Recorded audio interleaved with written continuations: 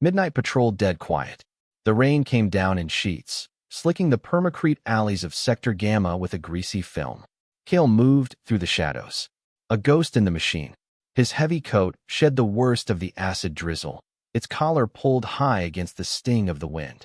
The city exhaled a constant sigh of synth oil and piss. He knew its rhythms. The clank of a loose sewer grate. The hum of a failing neon sign. The distant, mournful cry of a maglev train departing for the core worlds he'd left behind. This was his world now. A cage of his own making. He checked the chrono on his wrist. 2:37, the witching hour. When the scavengers and the desperate came out to play. A flicker of movement down a side passage. He froze. Melted back against the corrugated wall of a noodle stand, its shutters long since rusted shut. His hand rested on the hilt of the vibroknife strapped to his thigh. A familiar comfort. It wasn't scavengers. The sound was wrong. The sharp crackle of plasma discharge. Disciplined. Military grade. Then a cry. It cut through the drone of the rain. High, sharp, and utterly alien. Not his business. His mantra. The words that kept him alive. He stayed put. Listened. 3 distinct sets of heavy, magnetized bootfalls. Corporate enforcers. Aegis security, by the sound of their comms chatter, filtered and tinny. Target is cornered. Sector 9, alley 4-inch. Maintain perimeter. Lethal force authorized for noncompliance. Another sound. A wet, tearing noise. Followed by a grunt of pain. Human this time. A low snarl answered it. Deep, guttural. Feral. Curiosity was a weakness. A flaw he'd burned out of himself years ago in the Legion. But the sound of that snarl, it resonated with something buried deep. He moved. Silent as the falling rain. He peered around the edge of a rusted delivery truck. The scene was stark in the pulsing red light of a faulty emergency beacon. 3 of them. Aegis thugs in full combat armor, helmets sealed, pulse rifles raised. They had her pinned against a graffiti-scarred wall. She wasn't human. Tall, slender, with a wiry strength that was plain even in her exhaustion. Her skin had a faint, silvery sheen under the grime. Strange, dark markings coiled around her forearms like intricate tattoos. Her hair was a cascade of black silk, plastered to her face by the rain. And she was bleeding. The blood wasn't red. It was the color of mercury, thick and shimmering on the dark pavement. A deep gash ran along her side, soaking the strange, dark fabric of her tunic. But she was still on her feet. A short, wicked-looking blade clutched in her hand. Its edge seemed to vibrate with a low hum. One of the enforcers lay on the ground, clutching the stump of his arm. His pulse rifle was a few feet away, sparking in a puddle. She was defiant. Cornered, wounded, but her eyes, they burned with a cold, white-hot fury. The lead enforcer raised his rifle. Final warning, asset. Surrender or be neutralized. Her response was to spit a stream of silver blood at his feet. Kale sighed. A barely audible puff of air. Not his business. He watched the enforcer's finger tighten on the trigger. Damn it. He pushed off the wall. The first enforcer, the one on the left, never saw him coming. Kale's vibroknife slid up under the rim of his helmet, severing the cervical spine with a clean, efficient twist. The man dropped like a sack of synthetic meat. No sound but the clatter of his rifle. The leader spun, surprised. Contact. Too slow. Kale was already moving, using the dead man's body as a shield. The second enforcer fired a wild plasma burst that sizzled against his fallen comrade's armor. Kale kicked the rifle from the second man's hands. His fist, reinforced with plasteel knuckles, slammed into the man's visor. It cracked, spiderwebbing. He followed with an elbow to the throat that crushed the man's larynx. He gurgled, falling to his knees, choking. The leader finally had a clear shot. He fired. Kale twisted, the bolt of superheated plasma searing a line across his coat, missing his flesh by inches. The smell of burnt polymer filled the air. He closed the distance in 2 long strides. The enforcer tried to bring the rifle to bear, but Kale was inside his guard. He slammed the butt of the rifle up into the man's chin, snapping his head back. Then he ripped the weapon from his grasp and drove the barrel into his gut. The man doubled over. Kale brought the rifle down across the back of his neck. A sickening crack echoed in the narrow alley. The last enforcer crumpled. Silence. Only the sound of the rain and his own ragged breathing. He let the pulse rifle fall to the ground. He turned. She was still there, leaning heavily against the wall. Her defiant posture hadn't wavered, but he could see the strain. The way her knuckles were white on the hilt of her blade. The slight tremor in her stance. Her eyes, an impossible shade of violet with flecks of silver, were fixed on him. They weren't grateful. They were suspicious. Hostile. He took a step toward her. "Stay back," she hissed. The word was strange on her tongue, accented and sharp. He stopped, raised his hands slowly, showing they were empty. "They're gone. I saw." He gestured to her side. "You're wounded." "It is nothing." "You're losing blood." He could see it pooling at her feet, mixing with the rainwater. A small, silver river in the grime. He offered a hand, a gesture he hadn't made to anyone in years. She stared at it as if it were a venomous snake. "I don't need your help." Her voice was raw with pain and pride. He let his hand drop. "Suit yourself." He turned to leave. He'd done more than he should have. Getting involved was a mistake. A fatal one, usually. A soft thud behind him. He glanced back. She had slid down the wall, slumping to the ground. Her eyes were closed, her face pale. Her strange blade had slipped from her fingers. He stood there for a long moment, the rain soaking through his hair. Walk away. It was the smart thing to do. The only thing to do. He cursed, low and vicious. He walked back to her. He knelt. Her breathing was shallow. The wound in her side was worse than he thought. Deep. Ugly. He reached out, his fingers brushing the skin of her neck to check for a pulse. Her skin was cool, smooth as polished stone. Her pulse was there, but it was thready, weak. Her eyes fluttered open. They focused on his face. Pure, undiluted hatred. "Don't touch me," she whispered. "You have two choices," he said, his voice flat. "You let me help you, or you bleed out in this alley. I don't really care which." It was a lie. He didn't know why, but it was a lie. She stared at him, searching for something in his face. Weakness, deceit, pity. He offered her none of it. Just the cold, hard reality of her situation. She held his gaze for a few seconds longer. Then her eyelids drooped. A faint nod. A surrender. He didn't waste any more time. He scooped up her blade. It felt strange in his hand, light but perfectly balanced. It hummed with a latent energy. He tucked it into his belt. Then he slid one arm under her knees and the other behind her back. She stiffened at his touch, a reflexive recoil. A small, pained sound escaped her lips. "Easy," he grunted. He lifted her. She was surprisingly dense, all lean muscle and wire. He could feel the unnatural strength coiled within her, even in this weakened state.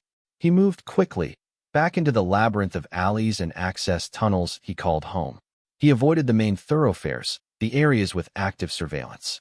He was a shadow carrying a dying star. She was a dead weight in his arms now, unconscious. Her head rested against his shoulder. He could feel the faint, rhythmic pulse of light from the silver markings on her temples, a soft glow against his cheek. The fire escape was slick with rain. He took the steps two at a time, his boots ringing on the rusted metal. His apartment was on the fourth floor of a derelict hab block overlooking the chasm of a dead maglev line. He kicked the door open and carried her inside. He laid her down on the only piece of furniture that wasn't a crate or a weapons rack. A narrow, military-style cot. The room was Spartan. Bare permacrete walls. A single window, reinforced with steel mesh, looked out onto the endless night and rain. A weapon cleaning station took up one corner. A small, humming power generator sat in another. A single protein synthesizer and water reclaimer unit made up the kitchen. This wasn't a home. It was a bolt hole, a place to exist. He turned on a low-lumen work lamp, casting long shadows across the room. He looked down at her. In the dim light, she looked even more alien. The silver scales on her skin seemed to catch the light. Her ears were subtly pointed, the tips just visible through her dark hair. He grabbed his medkit from a storage locker. It was old, Legion issue, but well-stocked. He knelt beside the cot. The fabric of her tunic was fused to the wound by dried blood. He'd have to cut it away. He took out a pair of trauma shears. As if sensing his intent, her eyes snapped open. She was awake, and she was watching him. Every move. He paused, the shears in his hand. "I need to get to the wound." She didn't speak, just stared. Her gaze was a physical weight. He carefully cut through the strange, resilient material. It parted with a faint hiss. He peeled the fabric back. Her skin was flawless, save for the jagged tear in her side. The wound was deep, the edges cauterized by the plasma bolt, but still weeping silver fluid. Her musculature was different from a human's, layered and dense.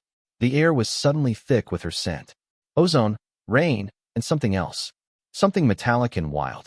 He worked with detached efficiency, cleaning the wound with antiseptic foam. She flinched, a sharp intake of breath, but made no other sound. He took out the dermal regenerator, a small, handheld device that would knit the flesh back together. "This will sting," he warned. He pressed the device to her skin. It whirred to life. A low hiss escaped her clenched teeth. Her whole body went rigid. Her hand shot out, grabbing his wrist. Her grip was like steel. Even injured, she was strong. Impossibly strong. He didn't try to pull away.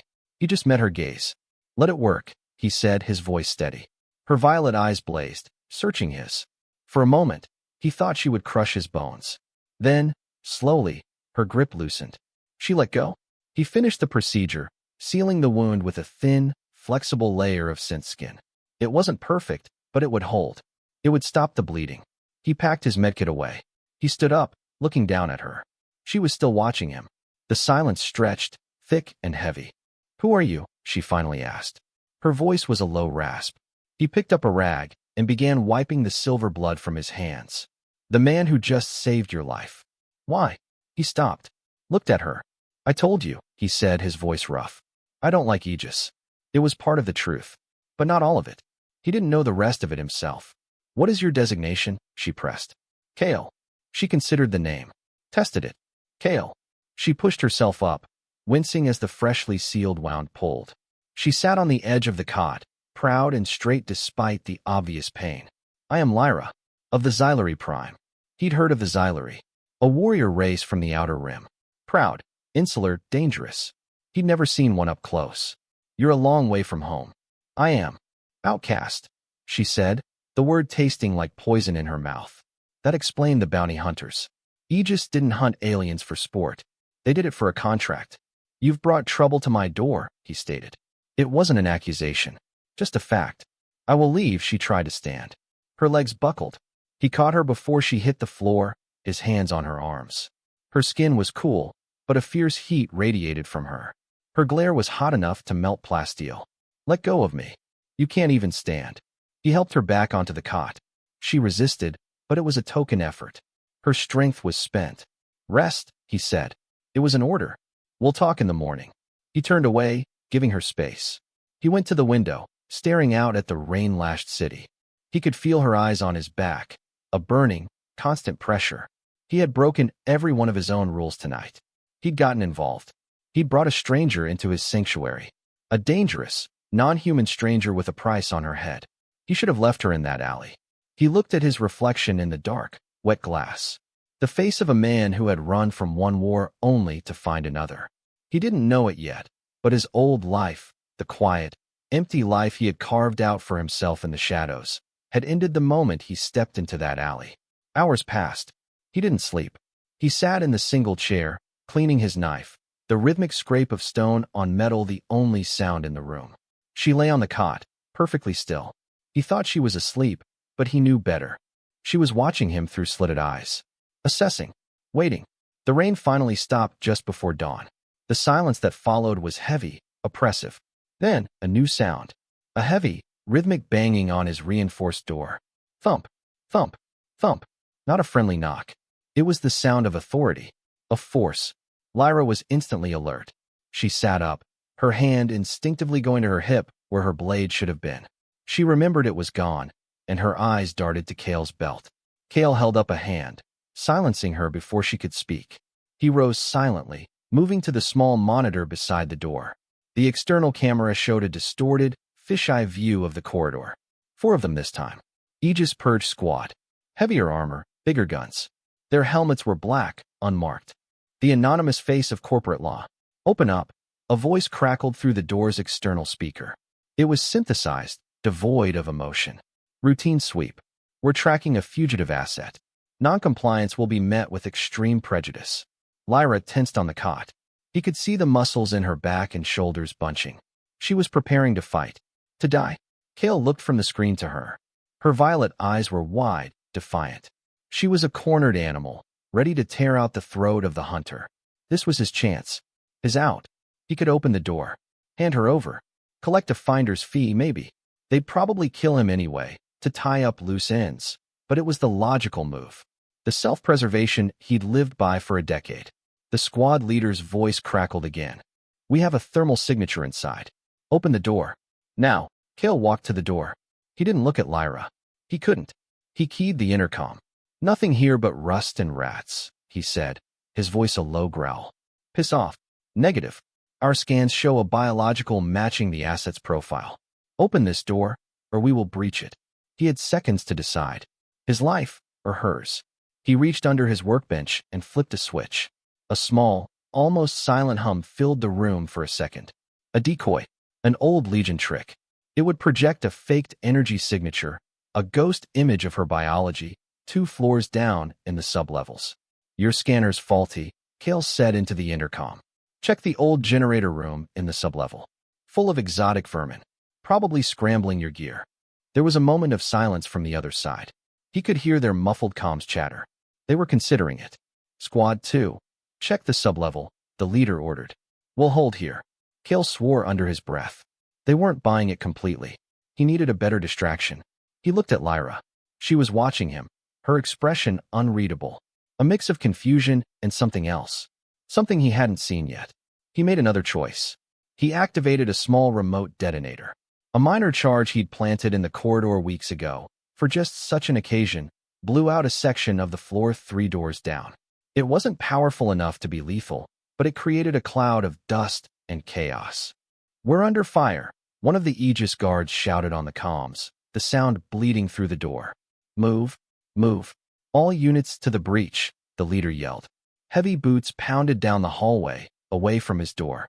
Silence returned. Cale leaned his forehead against the cool metal of the door, his eyes closed. His heart was hammering against his ribs. He had just declared war on Aegis security. For a woman he didn't know. For an alien outcast. He was an idiot. He turned around. Lyra was standing. She swayed slightly, but she was on her feet. She had crossed the room and was standing right behind him. Why? She asked. Her voice was quiet. The hostility was gone, replaced by a raw, naked bewilderment. He pushed himself off the door, turning to face her fully. She was close. Too close. He could see the intricate silver patterns in her irises. They'll be back, he said, ignoring her question. We need to move. You lied for me, she insisted. You risked your life. For me. Don't get used to it, he grumbled, turning away to gather his gear. He tossed a small pack onto the cot. Ammo. Rations. Medkit. She didn't move. I do not understand you, human. He stopped what he was doing and looked at her. Truly looked at her. At the proud set of her jaw, the defiant fire in her eyes, the vulnerability she tried so desperately to hide. My people.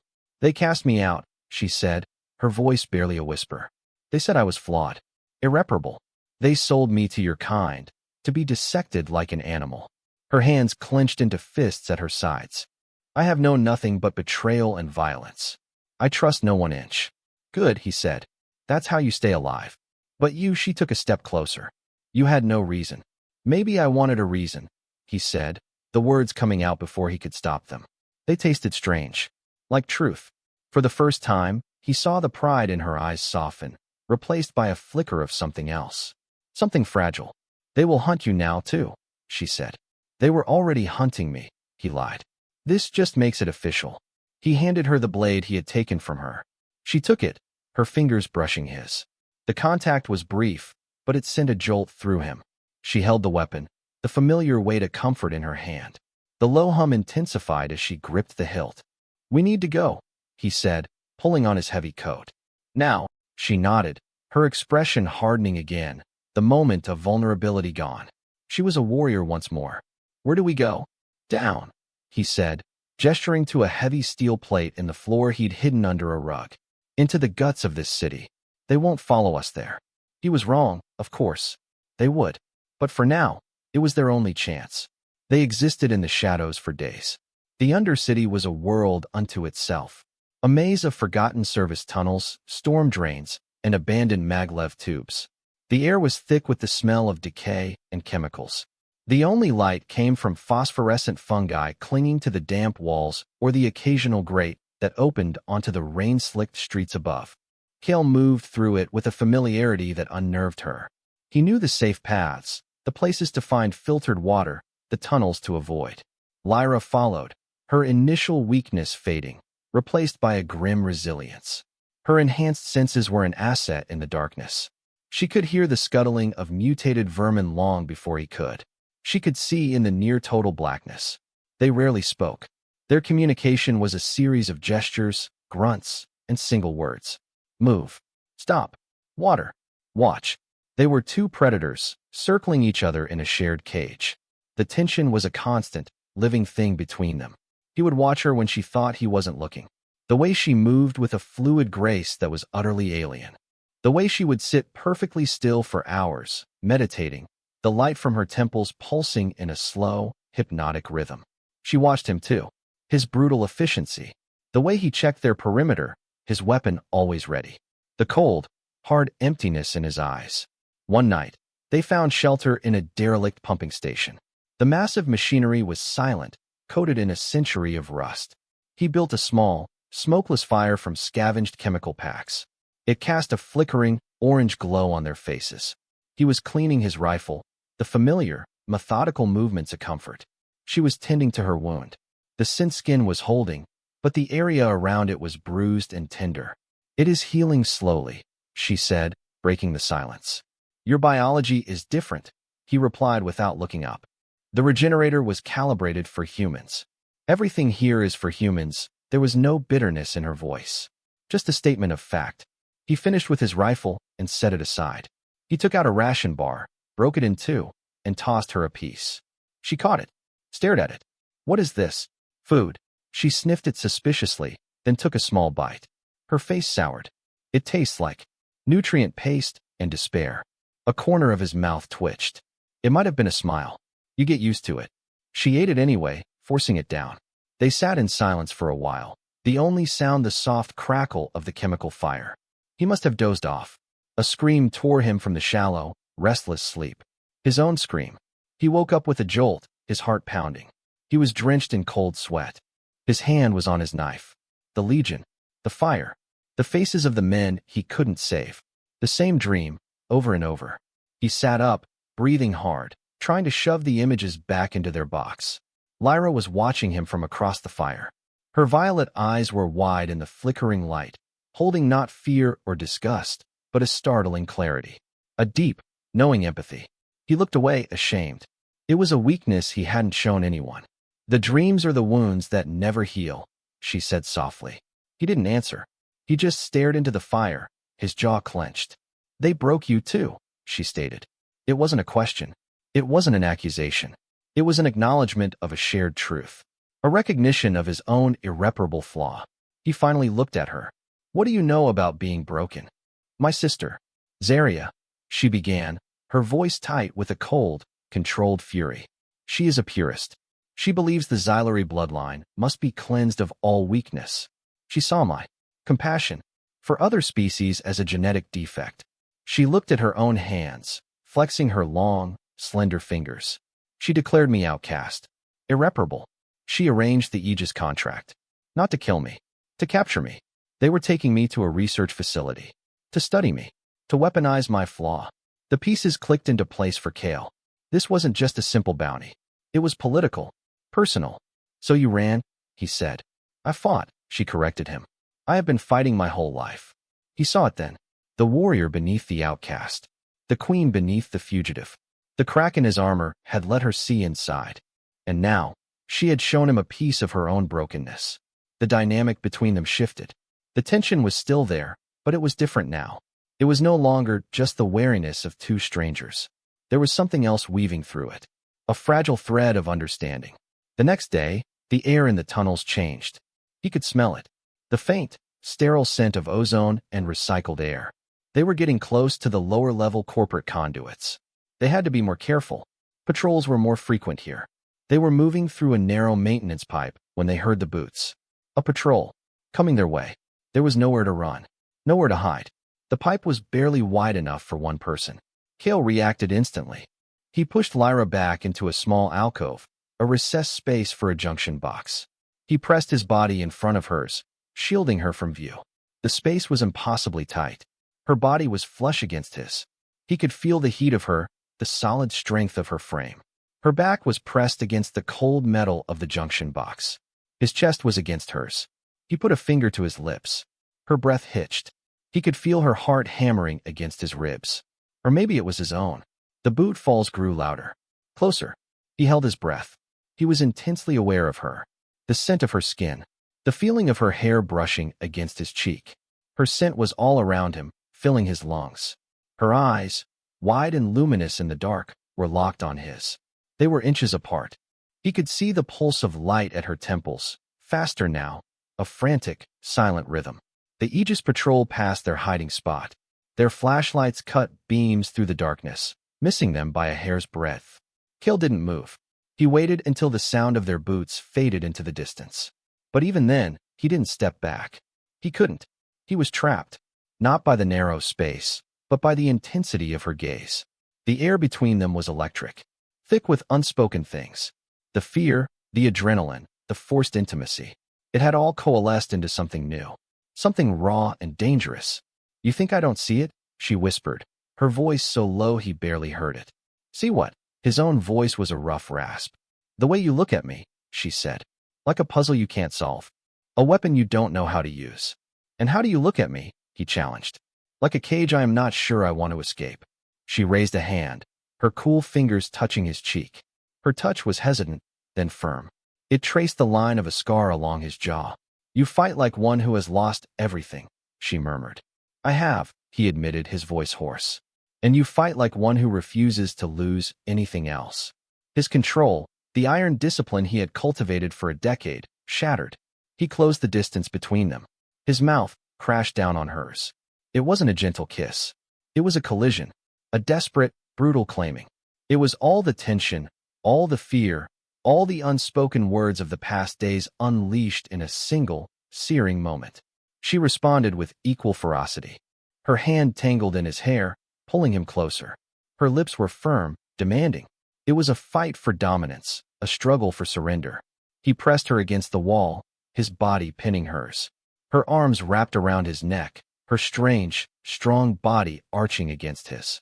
It was raw, primal, a conflagration that consumed everything. He broke the kiss, both of them breathing hard, their foreheads resting against each other. Her violet eyes were dark, stormy. "What is this?" she breathed. "I don't know," he said, and it was the honest truth. He kissed her again, slower this time, but no less desperate. It was a surrender, a mutual one. They found a locked storage room. He broke the maglock with a practiced ease. Inside, it was dark, filled with discarded crates and the smell of dust. He kicked the door shut. The darkness enveloped them. There were no more words. There was no need for them. Their clothes were a barrier, an inconvenience. He ripped at the fabric of her tunic. She tore at his coat. Buttons scattered on the floor. It was a frantic, desperate shedding of armor, literal and metaphorical. His hands explored her body. Her skin was smooth, cool, but burned where he touched. He traced the markings on her arms, the subtle ridges of her spine. Her hands were on him, learning the landscape of his scars, the hard plains of his chest and back. Her touch was not gentle. It was demanding, possessive. He pushed her back against a stack of crates. She gasped, her head thrown back, her dark hair a spill of silk in the gloom. This wasn't about tenderness. It was about necessity, about two broken, lonely people crashing into each other in the dark, seeking a moment of fusion, a moment of feeling something other than pain and fear. It was a violent, beautiful release, a storm breaking. Afterward, they lay tangled in the darkness on a pile of old tarps. The silence was different now. It wasn't empty. It was full, charged with the aftermath of the storm. He lay on his back, staring up at a ceiling he couldn't see. She was curled against his side, her head on his chest. He could feel the slow, steady rhythm of her breathing. "I don't do this," he said into the darkness. The words felt inadequate. Stupid. He felt her smile against his skin. "I know," she murmured, her voice a low vibration against his ribs. "Neither do I." He didn't know how long they lay there. Minutes. Hours. For the first time in a decade, he didn't feel alone. The respite was shattered by the sound of a cutting torch. They were on their feet in an instant, pulling on their clothes, grabbing their weapons. A white-hot line appeared on the metal door, carving a circle. Aegis, Kale snarled. They found us. How? They must have tracked the energy signature from your blade. The circle was complete. The section of the door fell inward with a loud clang. 3 purge troopers stormed in, pulse rifles firing. Kale shoved Lyra behind him, returning fire with his pistol. The shots sparked off their heavy armor. Go, he yelled, gesturing to a ventilation shaft on the far wall. I'll hold them off. I am not leaving you, she shouted back, her own blade humming to life, casting a violet glow in the small room. She moved like a blur, a whirlwind of silver and purple light. She deflected a plasma bolt with her blade, the energy dissipating with a loud hiss. She closed the distance with the first trooper, her blade sliding through a gap in his armor at the neck. Kale took down the second one with a double tap to the helmet's visor. It cracked, and the trooper fell. The third one retreated, tossing a grenade into the room. Get down. Kale tackled Lyra, shielding her with his body as the grenade detonated. The explosion was deafening. The room filled with smoke and shrapnel. His ears were ringing. He pushed himself up. He was fine. His body armor had taken the brunt of it. Lyra was getting to her feet, shaking her head to clear it. But they could hear more boots in the corridor. A lot more. We can't fight our way out, he said, grabbing her arm. This way. He led her to the ventilation shaft. He kicked the grate off. You first. She hesitated. Kale, go, he ordered, pushing her toward the opening. I'm right behind you. She squeezed into the narrow shaft. He followed, firing a few last shots down the corridor to slow them down before pulling himself inside. They crawled through the dark, cramped space, the sound of shouting and gunfire fading behind them. Their sanctuary, their brief moment of peace, was gone. They were running again. But this time, they were running together. They emerged in the ruins of his apartment. The purge squad had been thorough. What they hadn't destroyed in the initial assault, they had incinerated. The walls were scorched black. His cot was a pile of melted slag. His gear, his supplies, everything he owned was gone. He stood in the center of the wreckage, his home, his life for the past 10 years, reduced to ash. He felt nothing. A cold, familiar emptiness. Lyra came to stand beside him. She looked at the destruction, then at him. I am sorry, she said. This is my fault.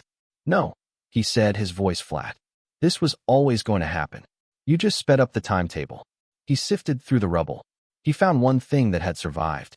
A small, tarnished silver locket, hidden inside a loose brick in the wall. He clenched it in his fist. We can't keep running, he said, turning to her. They have the whole Undercity on lockdown. They'll hunt us block by block. What do you propose? She asked, her eyes searching his. We cannot fight an army. No, he agreed. We can't. So we stop fighting their war.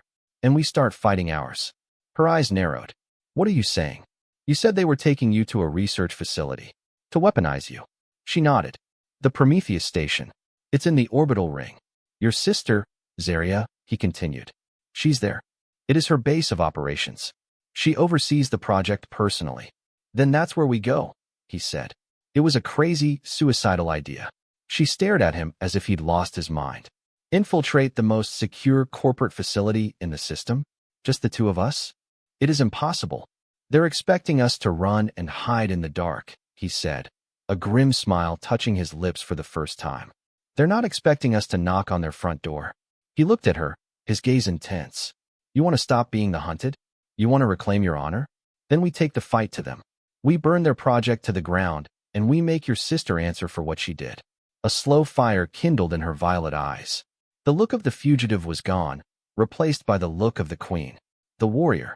You would do this? She asked, her voice filled with a dangerous hope. For me. He opened his hand and looked at the locket.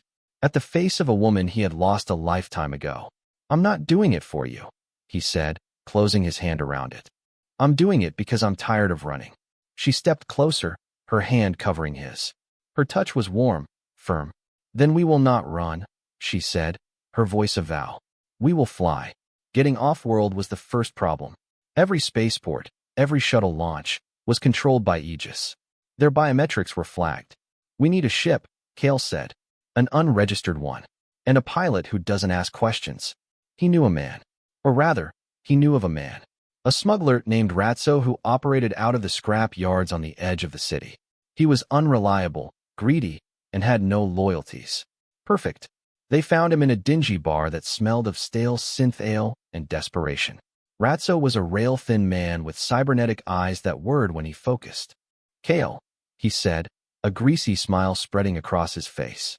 "Thought you were dead. Or worse, retired." "I need a ride," Ratso, Kale said, getting straight to the point. "Off-world. Quiet." Ratso's cybernetic eyes zoomed in on Lyra, who stood behind Kale, her face partially hidden by the collar of the cloak he'd found for her. "A xylary," Ratso breathed, his smile widening. "I heard there was a bounty on one of them. A big 1-inch." Kale slammed his hand on the table. The vibro knife was suddenly in his other hand, its tip pressed against Ratso's throat. "You heard wrong," Kale said, his voice dangerously low. "She's with me, and I need a ride to the orbital ring. Now." Ratso swallowed hard, the blade nicking his skin. Okay. Easy, Legionnaire. No need to get messy." He named his price. It was everything Kale had. A stash of old-world credits he'd saved for a day that never came. He paid it. Ratso's ship, the Rust Bucket, lived up to its name. It was a cobbled-together freighter that looked like it would fall apart in a strong solar wind. But its transponder was ghosted, and its engines were illegally modified for speed. They blasted out of the atmosphere, leaving the polluted skies of Neo-Alexandria behind. As the planet shrank below them, a blue and gray marble in the blackness of space, Lyra stared out the viewport, her expression unreadable. "Have you ever been in space before?" Kale asked. "I was born on a starship," she replied, her voice distant. "But I have never seen it like this. As a fugitive." The journey to the Prometheus station took 3 days. 3 days in the cramped, claustrophobic confines of the Rust Bucket. The tension between them returned, but it was different. It was the sharp, focused energy of 2 soldiers before a battle. They planned. They went over the station's schematics, which Ratso had acquired for another exorbitant fee. They mapped out entry points, patrol routes, security weaknesses. He taught her how to use a human pulse rifle. She was a natural. She taught him the basics of her people's fighting style, the Shurinka. It was about economy of motion, about using an opponent's momentum against them. They moved together in the small cargo hold, a deadly dance of 2 different worlds, 2 different styles, merging into one. On the last night, she found him staring out the viewport at the distant stars. "You are afraid," she said. It wasn't an accusation. "I'm not afraid of dying," he said, not turning. "I'm afraid of what comes after. After the battle. After everything." She came to stand beside him. She placed her hand on his arm. "Then we will have to make sure there is an after," she said. He finally looked at her, at the fierce determination in her eyes, at the unwavering loyalty she had placed in him. He had started this journey to get revenge, to find a good death. But looking at her now, he realized he wanted something more. He wanted to live. The Prometheus station was a gleaming silver ring hanging in the blackness, a jewel of corporate power. Ratso brought them in on a dummy trajectory, hidden in the sensor shadow of a massive or hauler. "This is as close as I get," he said, his voice tinny over the intercom. "Maintenance airlock on Sector Theta is your best bet. Good luck. You're gonna need it." They suited up in salvaged Aegis armor, their helmets hiding their faces. "Ready?" he asked, his voice distorted by the helmet's calm. "I was born ready," she replied. They launched from the Rust Bucket in a 2-man EVA pod, a silent metal coffin drifting toward the station. The infiltration was flawless. They breached the airlock, neutralized the 2 guards inside before they could raise an alarm, and were inside the station's network of service corridors. The station was sterile, white, and silent. The only sound was the hum of the life support and the soft tread of their own boots. They moved like ghosts, sticking to the shadows, bypassing security cameras and patrols. His knowledge of military protocols, her ability to sense energy fields and life signs. They were a perfect team. They reached the central lab sector. The security was heavier here. Automated turrets, laser grids, elite guards. "This is it," he whispered over the comm, no turning back. They were discovered. An invisible tripwire. Alarms blared, red lights flashing. "Breach. Breach.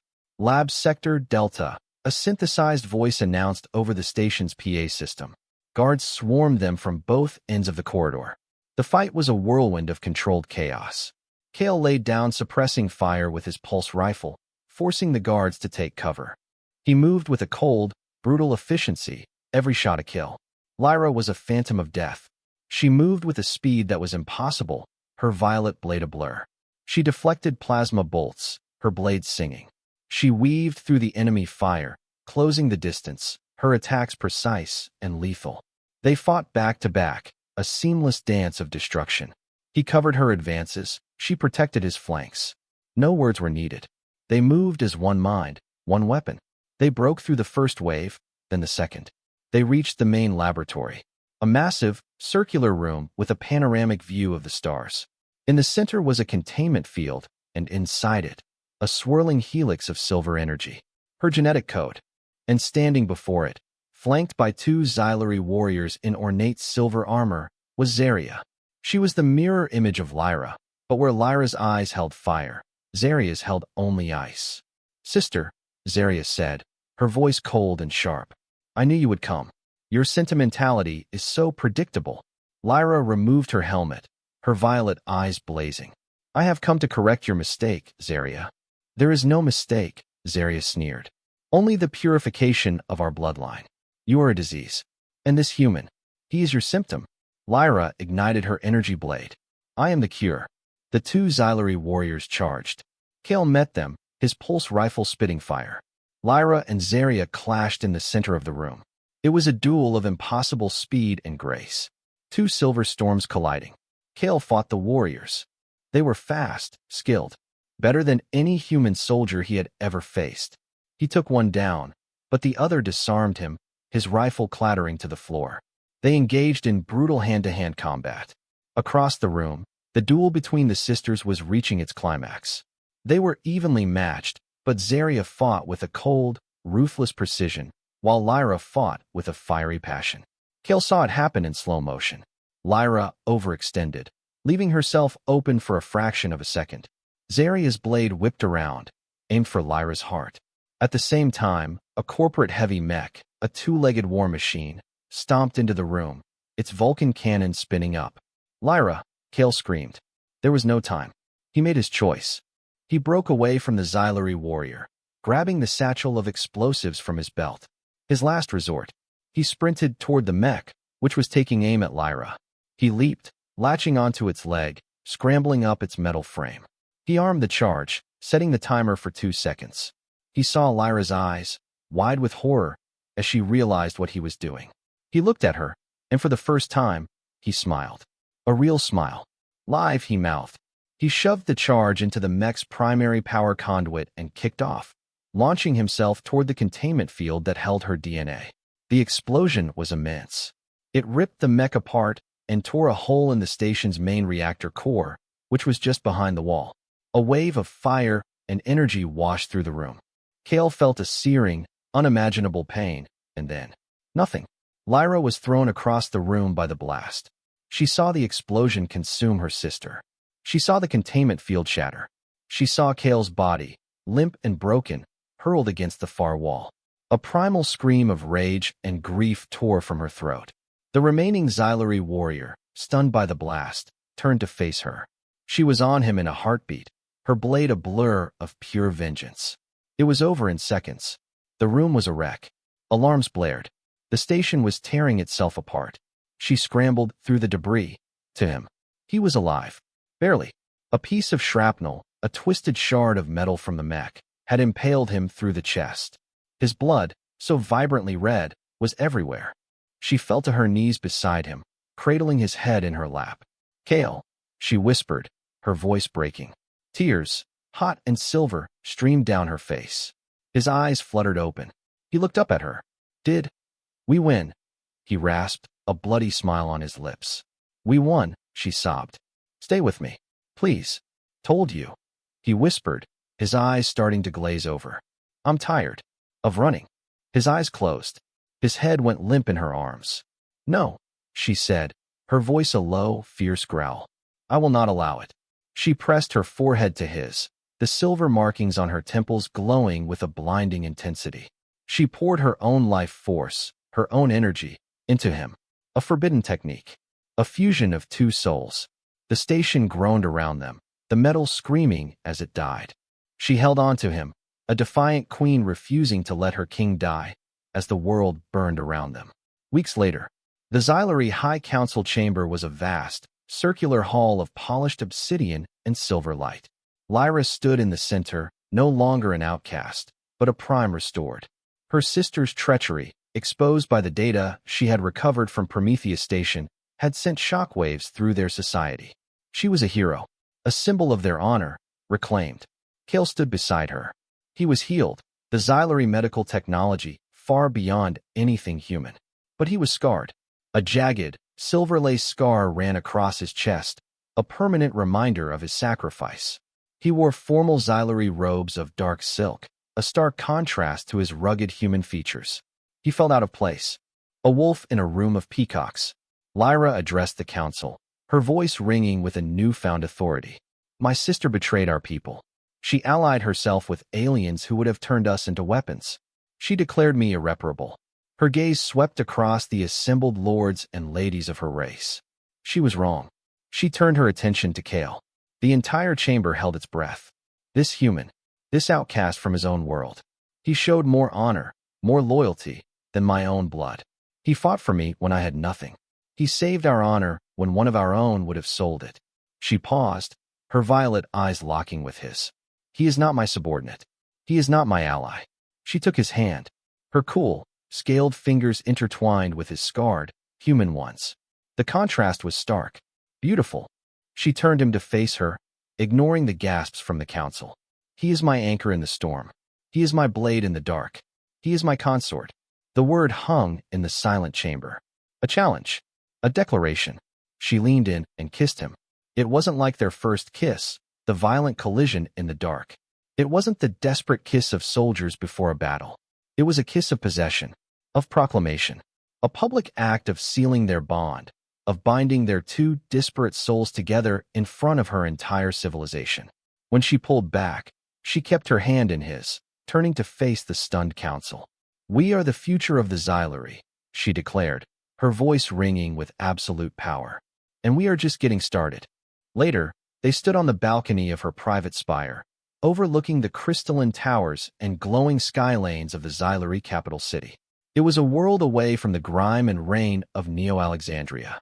He still felt the phantom weight of his old coat, the familiar heft of his knife at his thigh. They will challenge you, he said, his voice low. For choosing me. She leaned against him, her head resting on his shoulder. She fit against him as if she were made for it. They will challenge us, she corrected him softly. He looked out at the alien city, at the twin moons hanging in the purple sky. His old life was a ghost, a bad dream. He was no longer a man running from his past. She turned his face to hers, her thumb tracing the scar on his jaw. You are not irreparable, she whispered. And neither am I. He pulled her close, his arms wrapping around her. Let them come, he said. She smiled against his chest, a true, radiant smile. They were no longer two broken people, lost in the darkness. They were a king and queen of a new age, forged in fire, standing together against the coming dawn. And they were ready for whatever came next.